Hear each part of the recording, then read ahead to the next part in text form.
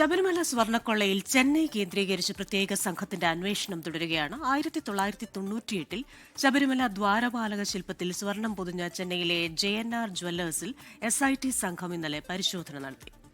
ദുരൂഹത സംശയിക്കുന്ന സ്മാർട്ട് ക്രിയേഷൻസിൽ പരിശോധന തുടരും. ഉമേഷ് ബാലകൃഷ്ണനാണ് വിവരങ്ങളുമായി തിരുവനന്തപുരത്ത് നിന്ന് ചേരുന്നത്.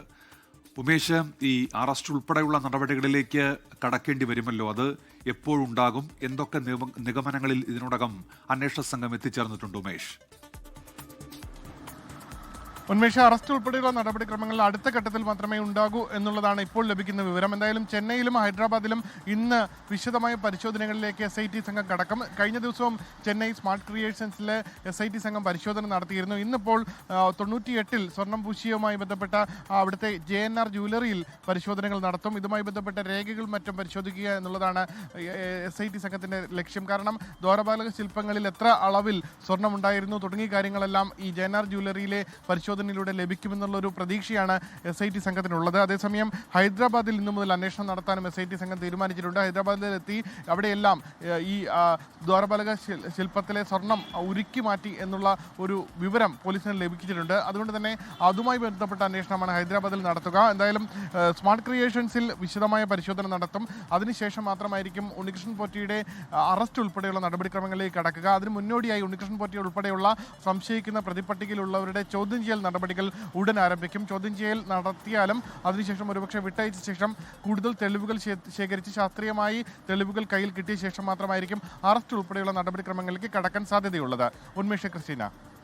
പക്ഷേ ഒരു കാര്യം കൂടി, ഈ സ്മാർട്ട് ക്രിയേഷൻസുമായി ബന്ധപ്പെട്ട് ഒരുപാട് ദുരൂഹതയുണ്ടായിരുന്നു. അവർ സൂക്ഷിക്കേണ്ട പല രേഖകളും കമ്പനിയിലില്ല എന്ന വിവരങ്ങളും വന്നിരുന്നു. ഇതുമായി ബന്ധപ്പെട്ട ഇതുവരെയുള്ള പരിശോധനയിൽ എന്തൊക്കെ വിവരങ്ങളാണ് ലഭിച്ചിട്ടുള്ളത് SITക്ക്?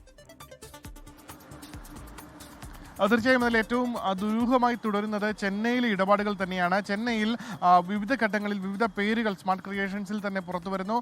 അതും ഈ സ്പോൺസർമാരുടെ പേരുകൾ, ഉണ്ണികൃഷ്ണൻ പോറ്റിയുടെ പേര് പോലും ഈ സ്മാർട്ട് ക്രിയേഷൻസിന്റെ രേഖകളിൽ ഇല്ലാത്ത സാഹചര്യം ഉണ്ടായിരിക്കുന്നു. അവിടെ എത്ര സ്വർണം കൊണ്ടുവന്നു, എത്രയാണ് മാറ്റിയത് തുടങ്ങി വിശദമായ രേഖകൾ സ്മാർട്ട് ക്രിയേഷൻസിൽ നിന്ന് കണ്ടെത്താൻ കഴിഞ്ഞിട്ടുമില്ല. ഇതുമായി ബന്ധപ്പെട്ട് കൂടുതൽ ശാസ്ത്രീയ തെളിവുകളടക്കം ശേഖരിക്കുക എന്നുള്ളതാണ് ഇപ്പോൾ SIT സംഘം ലക്ഷ്യമിടുന്നത്. അതുമായി ബന്ധപ്പെട്ടുള്ള നടപടിക്രമങ്ങളുമായി മുന്നോട്ട് പോവുകയാണ്. ഈ ഘട്ടത്തിൽ പക്ഷേ ഈ സ്മാർട്ട് ക്രിയേഷൻസിനെ പ്രതിപട്ടികയിൽ ചേർത്തിട്ടില്ല.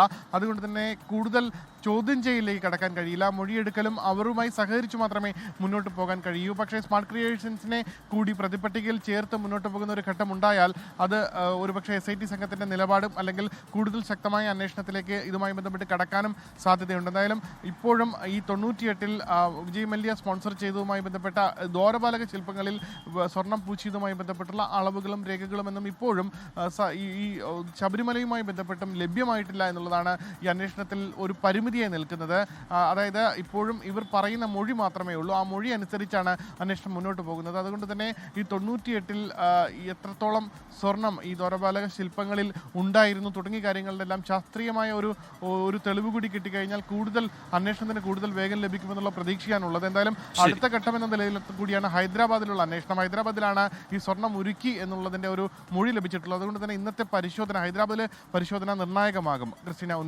ഉമേഷ് ബാലകൃഷ്ണനാണ് തിരുവനന്തപുരത്ത് നിന്ന് വിവരങ്ങൾ നൽകിയത്.